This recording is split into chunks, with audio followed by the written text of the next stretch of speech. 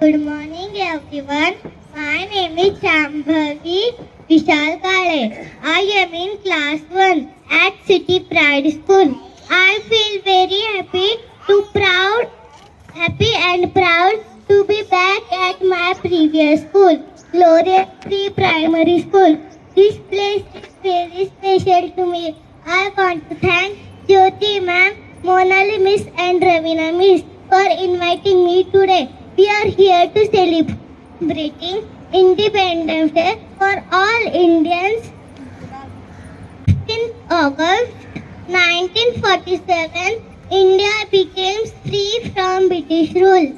Brave leaders like Mahatma Gandhi, Nehruji, and Subhash Chandra Bose gave us freedom with courage and peace. We must always remember their sacrifices and say thank you them. India is our motherland. I love my country very much. I want to study well, be kind, and make India proud.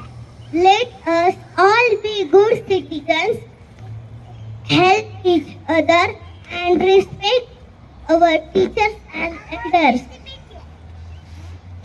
Bharat माझा देश महान, स्वातंत्र्याचा आहे अभिमान.